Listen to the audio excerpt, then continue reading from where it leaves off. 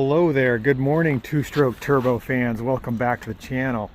Welcome back to working on cars. This is my shop dog Stella. You've seen her a lot. She helps me out throughout the day if I get stuck on a car. Today we're looking at Stella, my shop dog, who's a 9.5-year-old Brittany. She's getting a little bit of a sugar face because she's very old and wise, and I am also an old dog. Been working at this mechanic thing since 1984, so that would be 41 years if my math is correct, going on 42 years. And I have to say, old dogs can learn new tricks. You hear that, Stell? Old dogs can learn new tricks. I'm an old dog and I'm about ready to learn a new trick.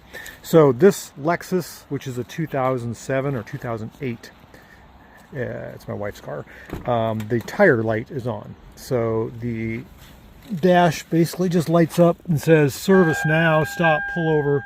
Let's see if I can get it to. The red triangle comes on, it says check completed, and then it's going to go into, if I shut the door, the flashing yellow light down there. See that flashing light? System check. Oh yeah, see it says system check and the tire right there. So that will not go off. It drives me crazy. So I'm like, how am I going to fix that? I've never fixed a tire pressure monitor. I always tell customers I don't do tires. So today we're changing that. Now I hope that you guys don't rush to me with all your tire problems, because I'm just learning how to do this.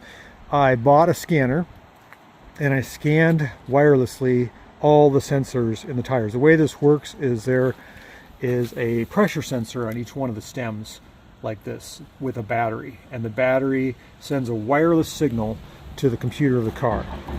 And I went around and I scanned this one, the battery's dead. The other one, the battery's about ready to die. The rear two are fine, but the computer cannot pick up a tire pressure from this, so it just sends on the warning light. So let's see what we're going to do here. We're going to try out my new tool. It's my cut tool, which is a tire dismounter and installer. So I'm going to use the well, first of all, I used my new tool, this new tool, to wirelessly connect and figure out which one of the sensors was bad. Then I went and bought some sensors. They're not very expensive. They're only, what was it, 4 of them for $25. I got the Toyota 315 megahertz ones. This is the stem that I just pointed out, and there's the battery right there. It's like a big hearing aid battery, and that goes inside the car. And then you have to program the new sensor to the old sensor by using the tool. So I'm going to use a bunch of tools here that I've never used before. I'm going to use the bead breaker to break the tire down, to sneak out the pressure sensor, put a new one in, and then scan and hopefully relearn. And I'm going to do that on 2 tires. So a lot of new stuff here for this old dog. This is the first time I've dealt with this, and maybe I can start offering it as a service to customers. But I mean, think about it. This car is old. This is a 2008, and this is the first time I'm doing a tire pressure sensor repair. I mean, get with it here, Mark. Get with the times. I mean, this car is what, 15, 16 years old? You know how many cars are on the road now with tire pressure monitors, and how many have come into the shop and have a flashing light? Now maybe I can help them. I don't know, but I'm going to try it, and I'm going to try to film the procedure. So first of all, you got to jack the car up, get the wheel off, and then we'll break it down, and we're going to go from there. Okay, so Stella's in her little bed watching me work. I've got the little core remover for the tire. I got the tire off, and we're going to let the air out. I think that's the first order of business. So undo this. And then we're going to pop the bead, I hope. Come on out of there. It's not like deflate like I think it's going to with the tire. There we go. Okay, we're on our way. Okay, so I was able to use the tire thing to break the bead, and I can see the sensor in there.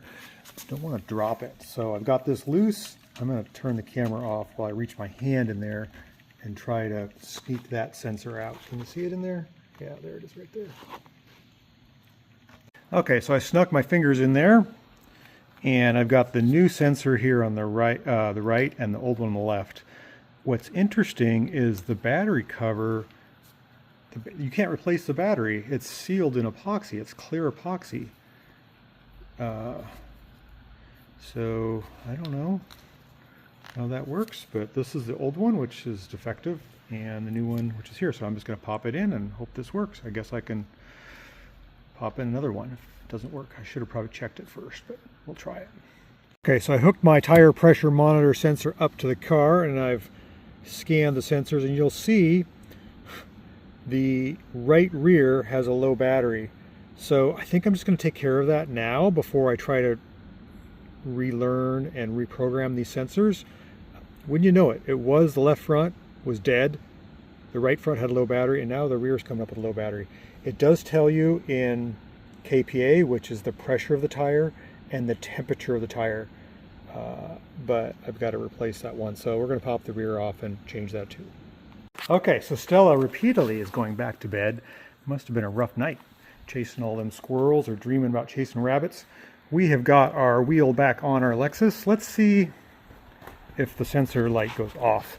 Now I know this sensor on the left front was completely dead, and the one on the right front, the battery light is on, which means that it's got less than 2%. I think you might have to drive the car, but let's see here.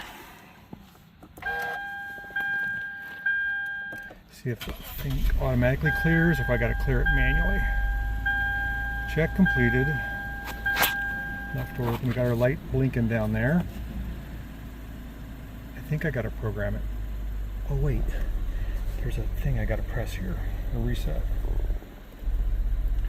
Let's try this. Okay, so we're in a pressure initial mode. Check system. I don't know, I might have to drive it. Or program it. Okay, I think we have more work to do. It's not going off.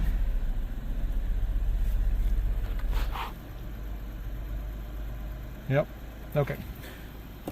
Let's do the other one, and then we'll do the final what do you call it, calibration of the sensors to the car. I have the tool to do that. Just got to figure out how to do it. Okay, so we got the second defective tire pressure monitor sensor out of the tire. I can't help but notice the driving skills of my kids, my wife. The rim is all curb rash. There's a big chunk missing there. These tires are only, they don't even have 1,000 miles on them yet. That's nuts. Anyhow, new sensors in. We're going to put on the car and see if we can calibrate. All right, we got ourselves a power wheelbarrow today. And Stella wanted to go for a ride. You want to go for a ride in there? She's not so happy. She's like, what are you going to do to me? What kind of torture machine is this? Oh, Stella, hold up. Hold up. Sit.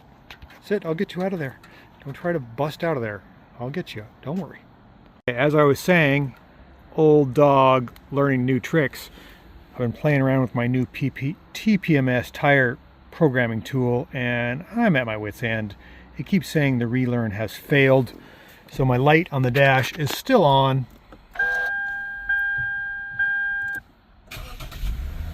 You'll notice the big red check completed.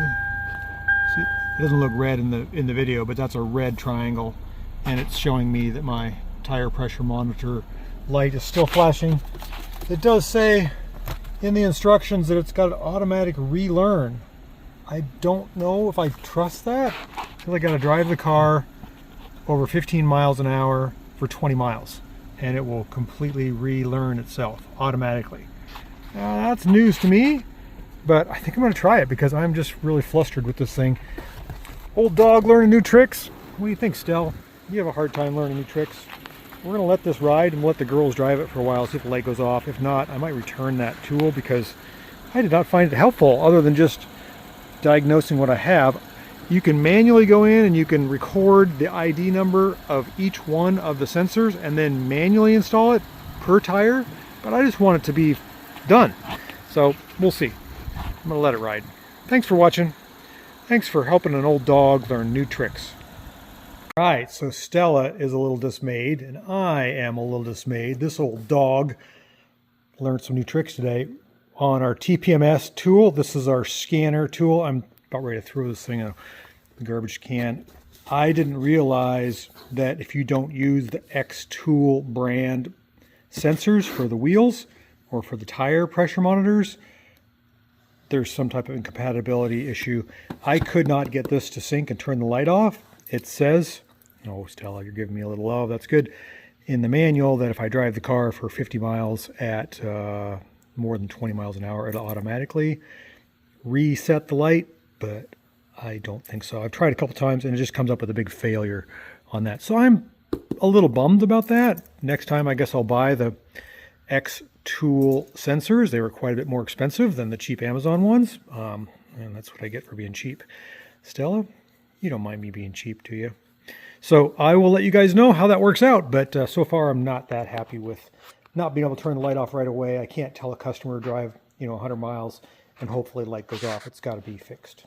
That's a good test on my own stuff or my wife's car. So, so far I'm a little on the fence, but at least we got the new sensors in, and I can maybe get another tool to recalibrate and or figure out if this has got some feature that I'm missing.